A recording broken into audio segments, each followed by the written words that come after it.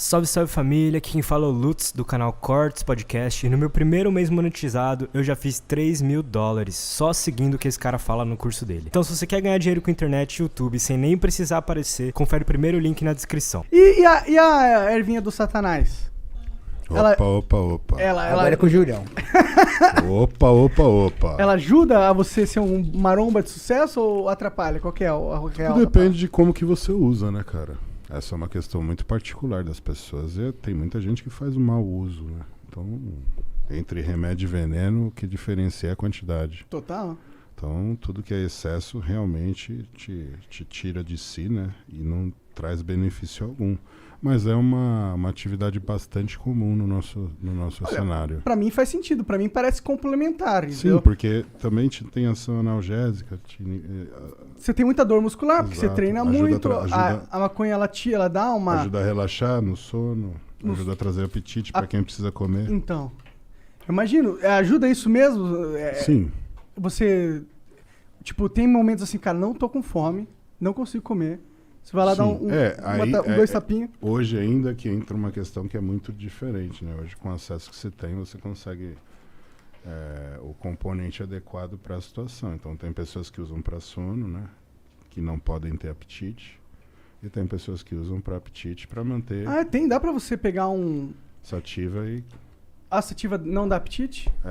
Você vai ter a sativa e a índica, né? Mas eu sempre senti que as duas dão apetite, assim, pra mim, assim.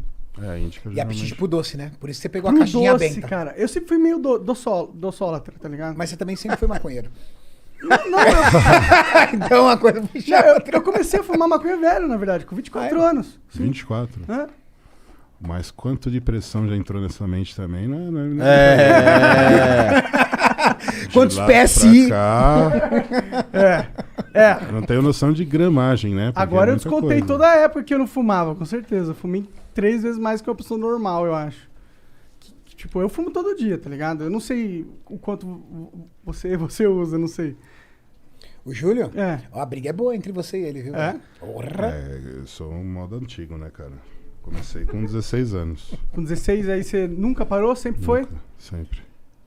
Agora uma coisa eu questiono. Pô, pior que você parece bem mais rápido que eu da cabeça. Agora uma coisa eu questiono. Falar que a erva atrapalha a memória. Cara, o Júlio tem uma memória absurda. Absurda. Eu guardo bastante coisa. Ele lembra de coisas e detalhes do nosso esporte, de atletas que foram referência. Cara, ele lembra o lugar, o país de origem, o sobrenome do cara. O cara é do leste europeu. Fulano de tal, sobrenome fulano, ganhou. Aqui, na verdade, memória quando absurda. você gosta do assunto, você vai se aprofundando e acaba conhecendo um ou outro. Eu gosto de estudar a história do esporte, então é uma coisa que eu sempre busquei me especializar como eu tenho uma frequência de ficar vendo, me atualizando, aí se torna meio que instintivo você lembrar, né, dos nomes dos atletas, da época e da competição que eles disputaram. Pô, mas é difícil, cara. Eu não lembro de porra nenhuma, se me perguntar. Eu gosto muito. Então pega o fornecedor do Júlio que é melhor, mas o que entendeu? acontece, cara? A principal que eu acho que é aí que tá o diferencial, que ela te leva para um estágio de concentração onde você melhora a performance. Então, eu sinto que eu foco mais, me ajuda a Exato, focar. Ajuda no foco. Sim. Então isso é a parte principal. Porque me tira uma ansiedade, assim, me ajuda a desconectar daquele buzz que tem na minha cabeça, eu fico mais... É essa a sensação que eu tenho A que fazer. sintonia adequada para o que você quer fazer. Sim. É exatamente isso.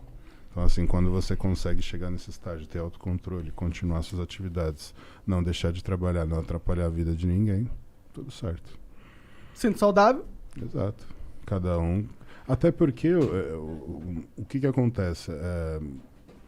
O nosso meio, né? Ele também é um meio que é muito marginalizado com relação ao uso de substâncias, né?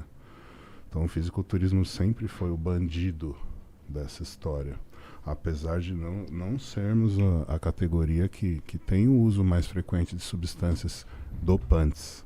E isso não são só relacionados a esteroides. Então você tem esteroides, analgésicos, inibidores.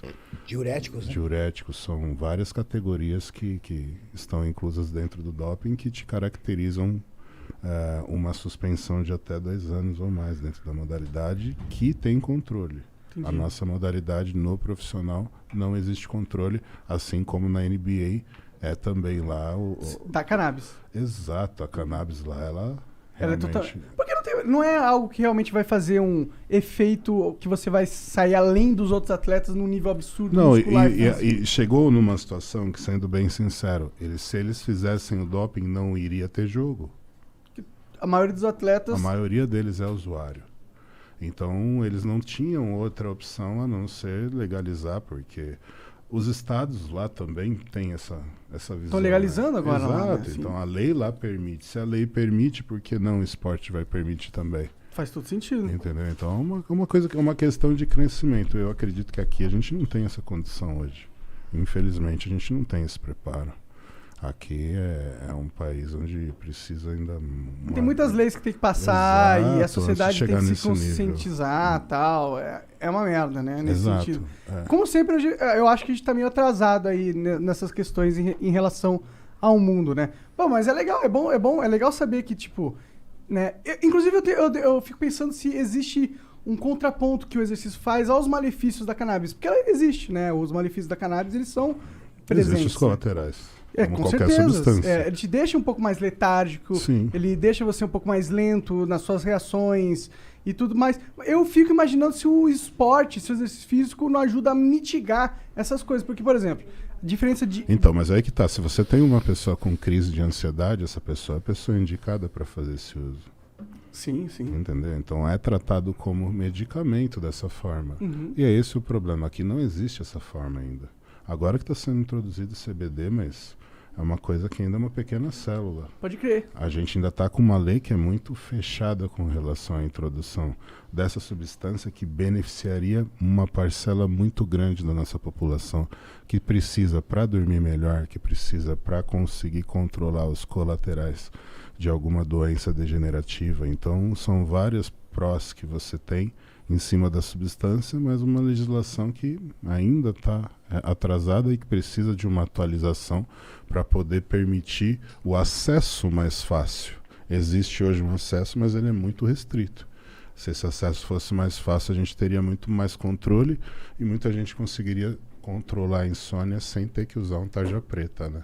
Exatamente, isso que a galera às vezes falha em entender, que existem muitos outros remédios aí que têm efeitos colaterais piores, mas eles são legais. Exato. E eles têm a mesma função que poderia ter um canabidiol, entendeu? Isso. E a gente só está tendo um limite desnecessário, burocrático, na saúde das pessoas. Inclusive lá nos Estados Unidos eles estavam tendo uma crise muito forte de opioides, que eram aqueles remédios de analgésicos Sim, mesmo. pesado, analgésico pesado. Sim. Mas essa entra numa questão que é política, né? As indústrias farmacêuticas também começam a perder um mercado que é muito grande. Então não é tão interessante para eles uma liberação dentro da Anvisa de uma substância que teoricamente iria inibir as vendas de certos medicamentos. Com E certeza. é um bagulho Júlio que tem é toda só a razão. você plantar aqui que nasce.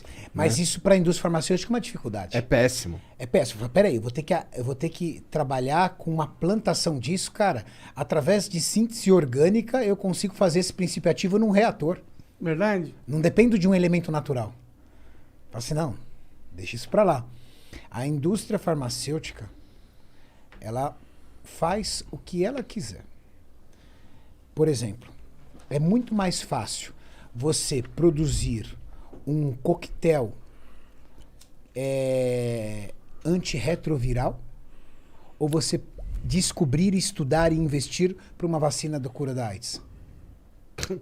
Que vai te trazer mais lucro. Cara, O se que vai te você trazer maluco é o tratamento Não, perene. É o AZT. que vai te manter vivo e que vai te manter por um longo período. Esse tratamento é um tratamento caro.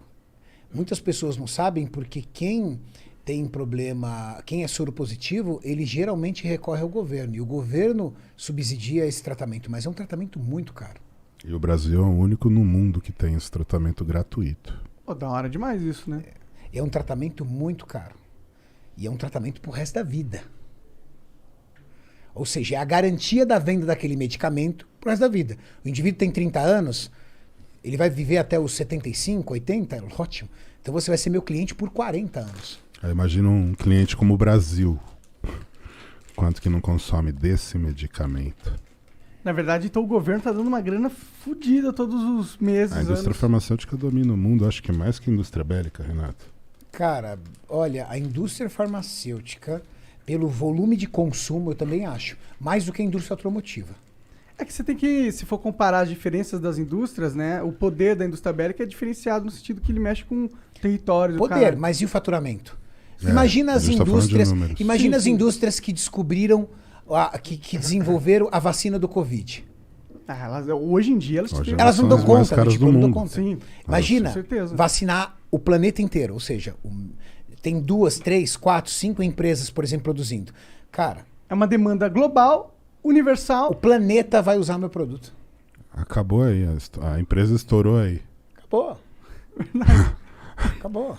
Você tem o mundo inteiro que vai ser obrigado a consumir com você. Sim, você não tem saída. É. E é muito poder para elas, né? Agora eles estão querendo quebrar as patentes, né? É Das necessário. vacinas. É necessário. Eu também acho que quebrar vacina não faz sentido numa Uma crise pandemia, né, humanitária global, patente. Porra, patente faz sentido no jogo capitalismo, mas aqui a gente não tá no jogo capitalismo, tá no jogo de sobrevivência da humanidade. O mundo né? parou. Porra. É uma guerra, né? É uma guerra.